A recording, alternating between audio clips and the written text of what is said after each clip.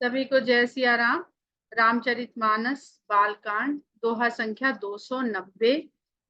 कुशल प्राण प्रिय बंधु दो अहि कहु केहि देश, सुनि स्नेह साने बचन बाची बहुरी नरेश। भरत और शत्रुघ्न जी जब आए दशरथ जी के पास, ये सुन करके कि किसी पत्र के द्वारा, दूतों के द्वारा कोई पत्र आया है जिसमें राम और लक्ष्मण जी के बारे में कुछ खबर आई है, तो भरत और शत्रु जी किस प्रकार आते हैं और किस प्रकार अपनी जिज्ञासा को, अपनी उत्सुकता को संयम में रखते हुए वो पिता से बात को पूछते हैं, प्रश्न को पूछते हैं। बहुत सुंदर आचरण पुत्र का पिता के साथ, और जब पिता अन्य अपने राजसिक लोगों के साथ में बैठे हुए हैं, उसका बहुत सुंदर यहाँ पर वर्णन गोस्वामी जी ने किया है।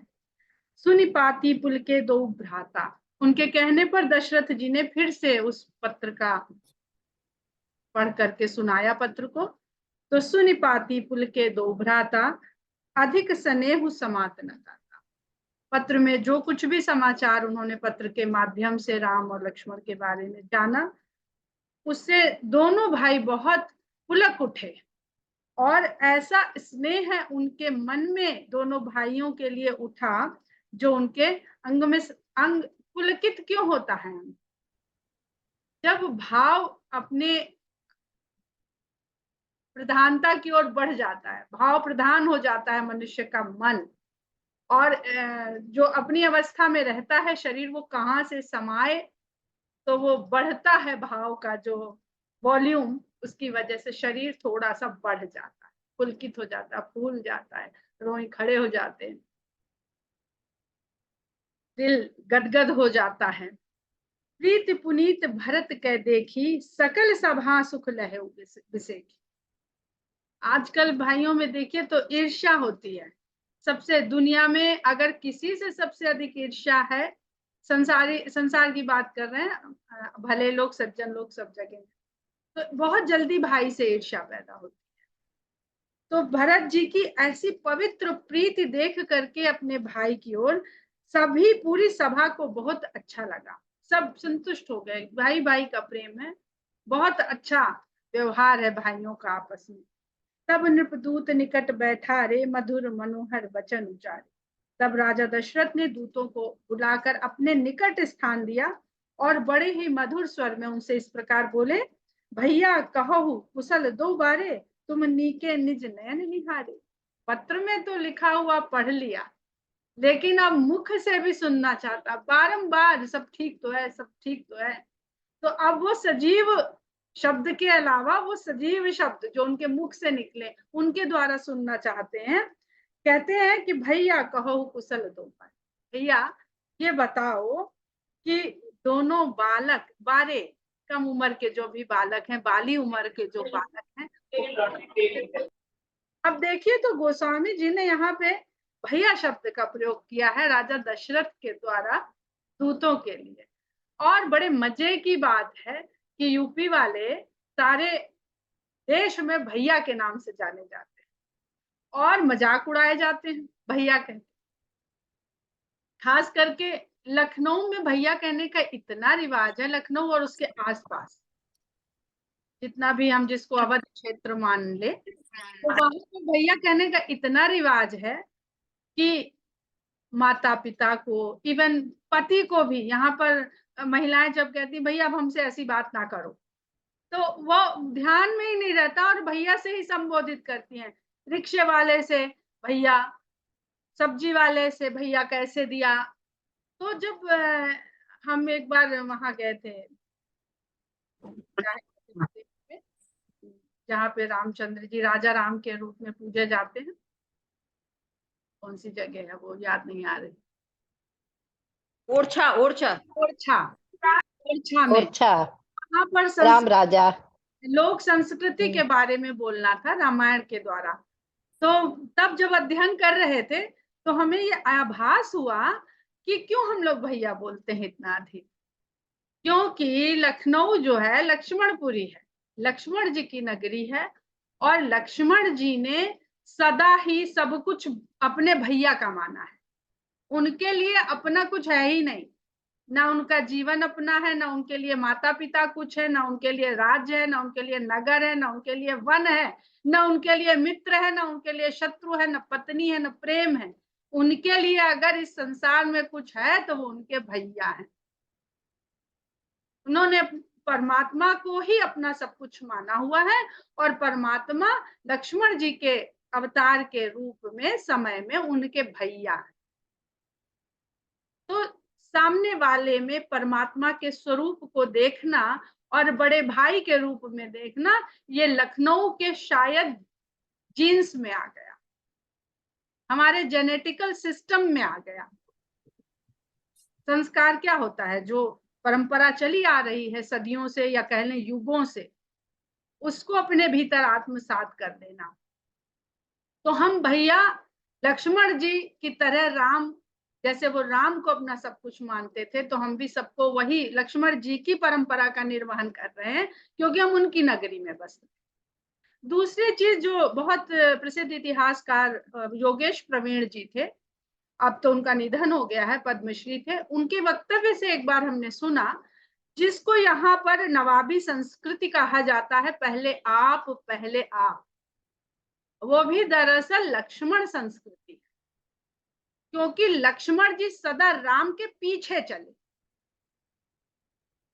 वन भी गए तो पहले आप, और अयोध्या भी आए तो पहले आप, भोजन भी तो पहले आप, शयन भी तो पहले आप।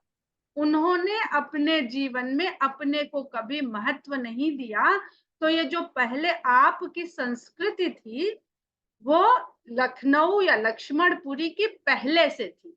जो बाहर से आकर के यहाँ पर बसे, तो थोड़ा संस्कृति वो अपनी देते हैं और थोड़ा वहां की लेते हैं। ऐसे ही संस्कृति मिलजुल कर आगे बढ़ती है और रूप बदलती रहती है। इसमें कोई अच्छाई कोई बुराई नहीं है, ये प्रकृति है, ऐसे ही आगे बढ़ती है। तो वो जो पहले आपकी संस्कृति है, ये योगेश प्रवीण जी का बताया हुआ तथ्य है, और जो मुझे बहुत तार्किक लगता है। तो ये लक्ष्मण सही संस्कृति, बात है।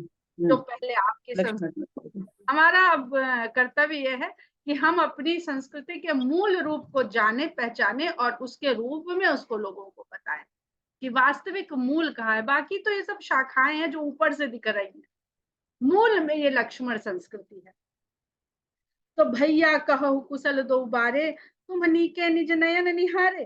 तुमने अच्छी तरह से अपनी आंखों से देखा है ना, वो बिल्कुल कुशलता पूर्वक है। अब यहाँ पे पिता का दशरथ जी, जो देह जनित दशरथ हैं, देह के बोध में रहते हैं, पुत्र के बोध में रहते हैं, तो कह रहे हैं अच्छी तरह से अपनी आंखों से देखा है ना तुमने। श्यामल गौर धरे धनु भाथा, भय किशोर कौशिक मुनिसा था। एक सांवले हैं और एक गोरे हैं, और साथ में धनुष बाण लिए रहते हैं। उनको लग रहा है ऐसा तो नहीं कि किसी और की बात कर रहे हैं, समझ नहीं पाए हों। तो इसलिए सारी चीजों से वो अपने को क्लेरिफाई कर रहे हैं कि उन्हीं इन्हीं की बात कर रहे हो ना तुम। और अभी किशोर वह है, उनकी किशोरावस्था है, और विश्वामित्र मुनि के साथ में है, उन्हीं की बात कर रहे हो ना, उन्हीं को देखा है ना तुमने। पहचान हो तुम कहा हो स्वभाव, प्रेम विवश पुनि पुनि कह रहो। और पहचानते हो तो तुम उनको, उनका स्वभाव तो बताओ, कहा हो स्वभाव, तो स्वभाव बताएंगे। हो सकता है कि रूप रंग वेशभूषा थोड़ी मिलती जुलती हो जाए, लेकिन स्वभाव से माता पिता अधिक अच्छे से पहचान लेंगे। उनके स्वभाव के बारे में भी बताओ। ऐसे प्रेम के वशीभूत होकर के राजा दशरथ बार बार से प्रश्न कर रहे हैं, बार बार उनके बारे में बताने को कह रहे हैं। क्यों कह रहे हैं कि जा दिन ते मुनि गए लवाई, तब ते आज सांच सुध पाए। जिस दिन से विश्वामित्र मुनि उनको लेकर के गए हैं, सच कहते हैं, तब से आज उनकी जो है कोई खोज खबर मिली, तब से आज उनकी कोई सुध बताने वाला हमें मिला है। कहु विदेह कवन विधि जाने, सुन प्रिय बचन दूत मुस्काने। और वहां पे ऐसा कुछ तुमने जो बताया चिट्ठी पत्र में जो लिखा है, अभी तो बताया नहीं, पत्र में जो लिखा है, तो हमारे पास ये पत्र आ गया है, तो किस प्रकार उन्होंने पहचाना, विदेह ने किस प्रकार पहचाना। तो राजा दशरथ की ये बात सुनकर दूत मुस्कुराने लगे। अब यहाँ पर अगर आप देखें तो दशरथ जी पूरी तरह से देह जनित व्यवहार कर रहे हैं, और जो खबर आई है वो विदेह के यहाँ से आई है। तो ये संबंध देह और विदेह के बीच राम और सीता के मिलन का है। देह के द्वारा दशरथ जी ने राम को पुत्र के रूप में प्राप्त कर दिया है। राम परमेश्वर है, परमात्मा है, और सीता शक्ति है।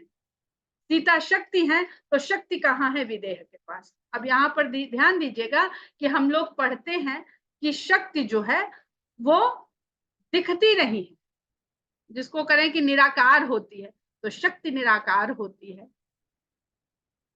अब यहाँ पर जो निराकार है वो सीता के रूप में जनक जी के यहाँ, विदेह के यहाँ है, और जो शक्तिमान है, परमात्मा है, वो शक्ति किसकी है? परमात्मा की है।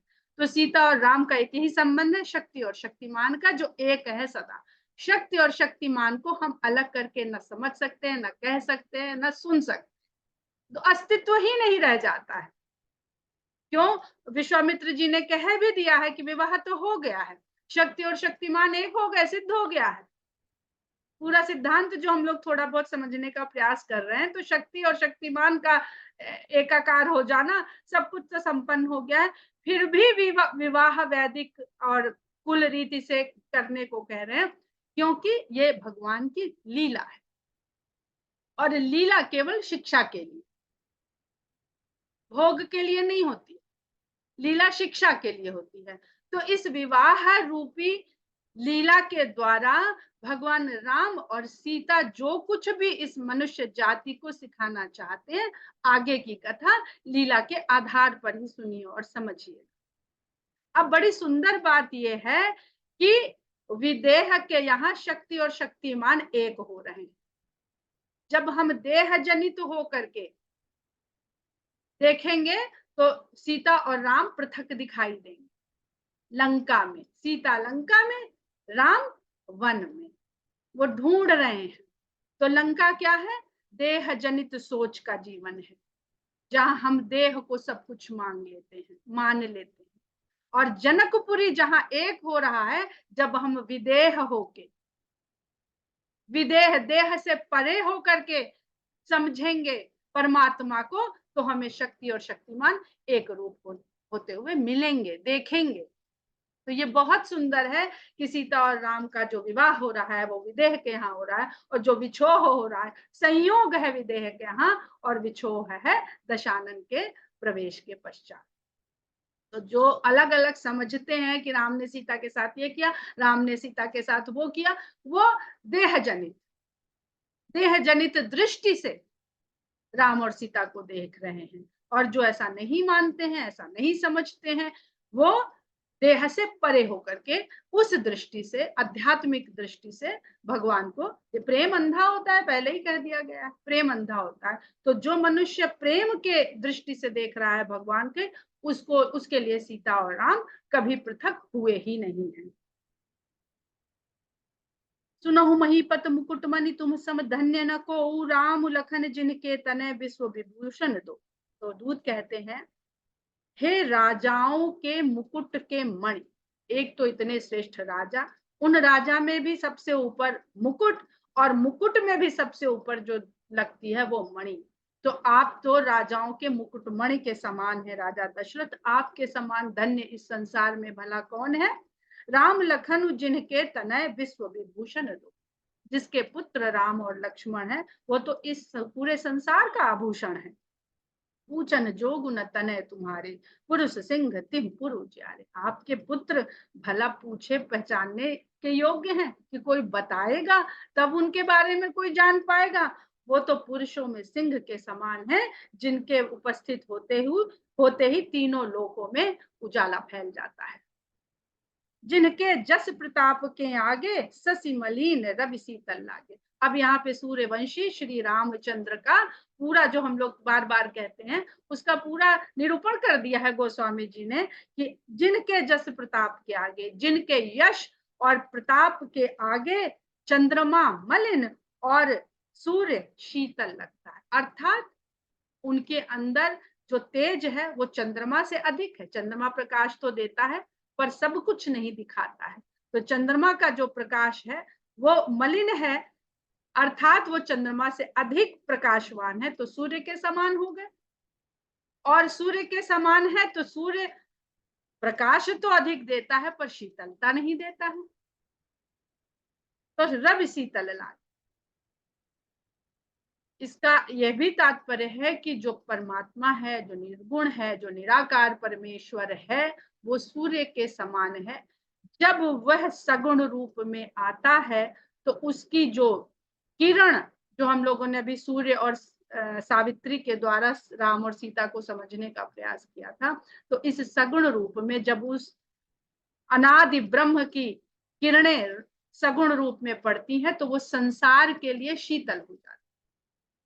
तो वो सूर्य भी है, सूर्य के समान तेजवान भी है और चंद्रमा से कहीं अधिक शीतलता प्रदान करने वाला भी है। तिन कहा कही अनाथ की मिचीन है, देखिए रवि की दीप कर लीने। उनके लिए है स्वामी, आप पूछते हैं कि हमने उन्हें कैसे पहचाना? भला सूरज को देखने के लिए दीपक को हाथ में लेके निकलना पड़ता है क्या? सुबह आप टॉर्च लेके बाहर निकलते हैं कि देखे सूरज आ गया कि नहीं आ गया? क्योंकि रात की आदत पड़ी हुई है कि निकलना है तो मोबाइल की टॉर्च जलानी पड़ेगी। ऐसा तो नहीं करना पड़ता है। सिय स्वयंवर भूप अनेका, समिटे सुभट एक दे एका। सीता के स्वयंवर में एक राजा, एक से एक योद्धा जुटे थे।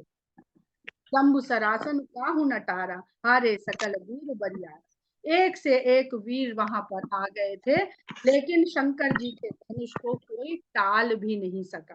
तीन लोक महजे भटमानी, सब कै सकत शंभु धनु भानी। तीनों लोकों में भी जो योद्धा अपने बल का मान करने वाले थे, भटमानी, अपने योद्धा होने का मान था जिनको, सबके सकति, सबकी शक्ति को शंभु के धनुष ने तोड़ दिया। अब ये चौपाई क्या कहती है?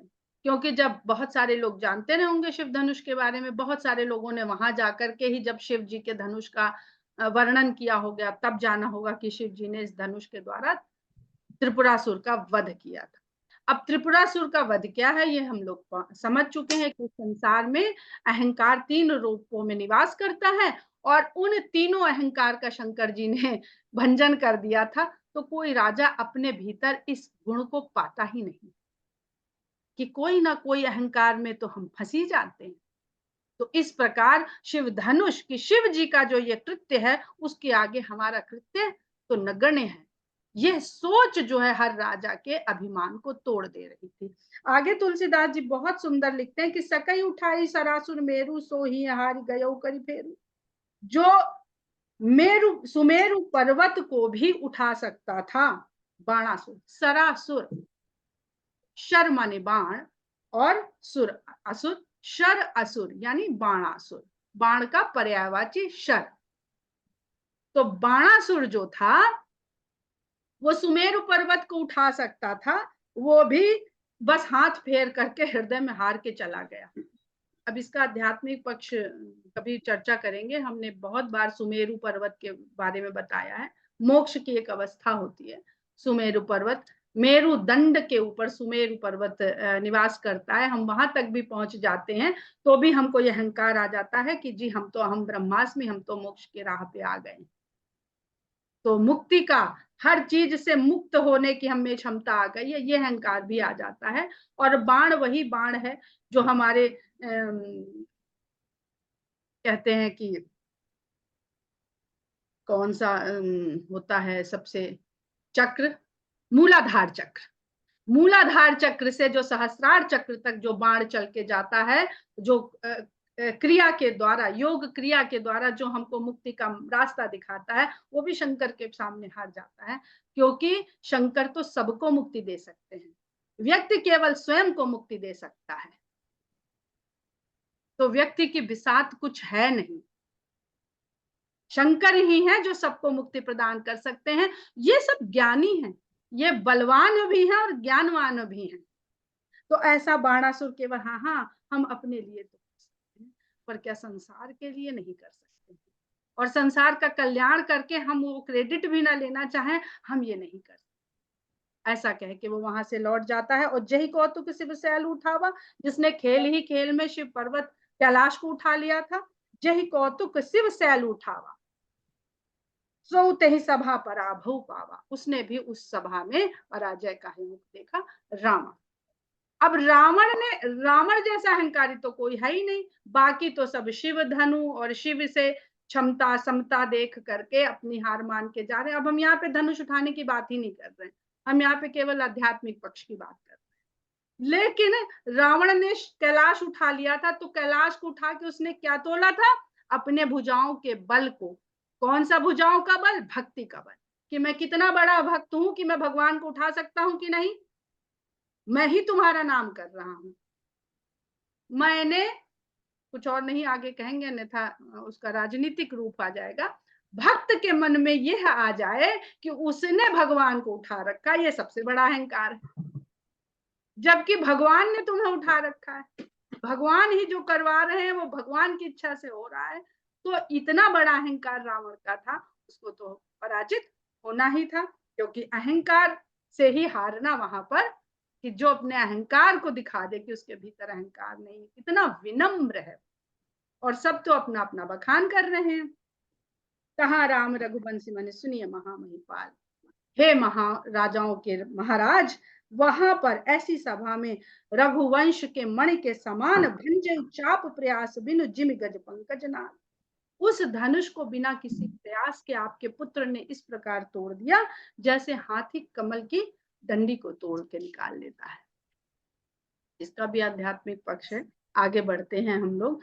सुनिए सर, एक जगह भगवान राम को पुरुष सिंह कहा जा रहा है, और दूसरी जगह गज पंकज नाल, गज से तुलना की जा रही। तो ये क्या है? ये है जो राम सीता का विवाह है, यहाँ पर जो जीवन के दोष हैं, जिनको हम अवगुण कहते हैं, जिनसे मुक्त हो जाना ही जीवन की मुक्ति है, उसका बहुत सुंदर यहाँ पर प्रसंग है। पर वो हैं तो हैं ही संसार में, और हमारे भीतर भी हैं। तो 3 दोष मुख्य बताए गए हैं: काम, क्रोध, लोभ। क्रोध और लोभ का हम हश्र देख चुके हैं, काम का भी थोड़ा बहुत देख चुके हैं, पर ये जीवन में रहेंगे, इनकी आवश्यकता है। तो इनकी आवश्यकता है तो मात्रा कैसी होनी चाहिए, इनका प्रयोग कैसा होना चाहिए, ये राम और सीता के धनुष यज्ञ से लेकर के विवाह का प्रसंग तक यह समझाना। धीरे धीरे इसी प्रसंग के दौरान जब जो बात समझ में आएगी उसको बताते हुए चलेंगे।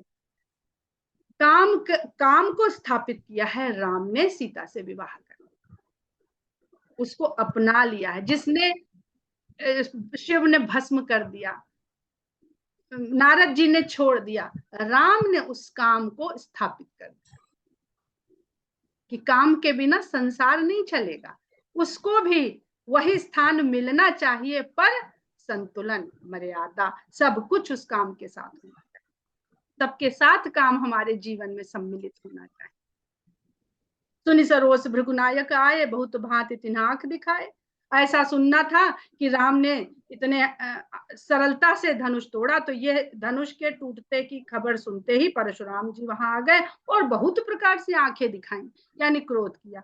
अब बड़ी सुंदर बात यहाँ पर एक ये है कि जब राजा जनक ने प्रतिज्ञा की थी कि जो शिव धनुष तोड़ेगा उसका विवाह सीता के साथ होगा, तो जब प्रतिज्ञा करी थी तो परशुराम जी ने तभी जाके पहले, अब तो कहा कि हे जड़ जनक, ये किसने तोड़ दिया, तो तभी क्यों नहीं आए कि रे जड़ जनक, तूने ये प्रतिज्ञा कैसे कर ली, ये मेरा इतना प्रिय धनुष है, तूने क्यों ये प्रतिज्ञा कर ली, तू कौन होता है इसको तुड़वाने की प्रतिज्ञा करने वाला। तो 2 बात यहाँ पर है। एक तो परशुराम जी को ये विश्वास ही नहीं था कि अरे प्रतिज्ञा करने से क्या होता, काम हो भी तो जाए पूरा, ना नौमन तेल होगा, ना राधा नाचेगी, तो इसलिए निश्चिंत बैठे थे, अरे प्रतिज्ञा कर ली तो कर ली।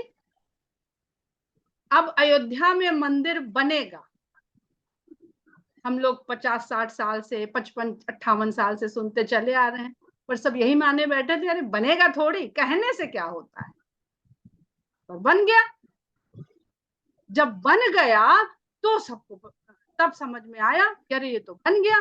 तो ये परशुराम जी का स्थिति है ये, कि उन्होंने सोचा था तोड़े, कहने से क्या होता है, तोड़ेगा कौन। और जब टूट गया तो उनको शंका भी हुई और चिंता भी हुई।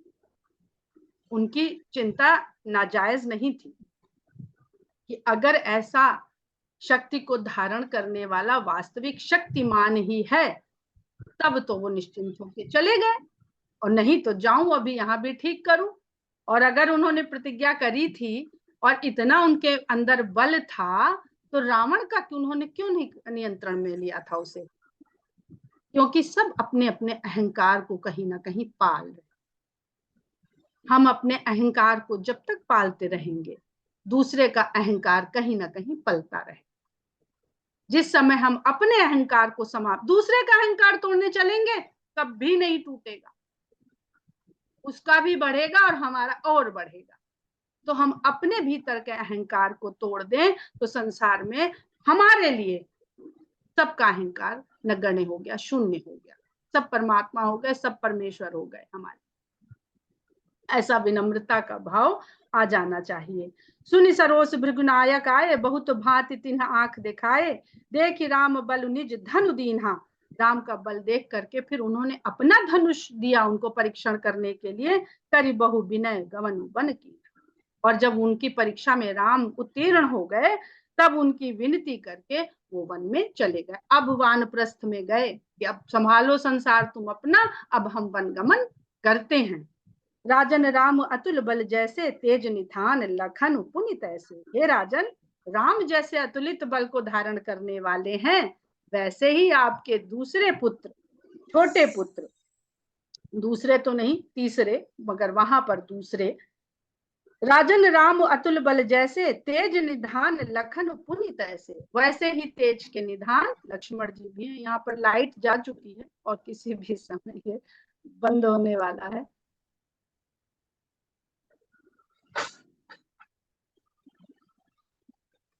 हम यहीं पर इसको विराम देते हैं।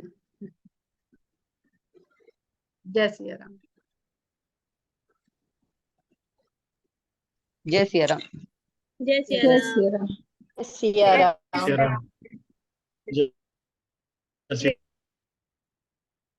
जय सिया राम।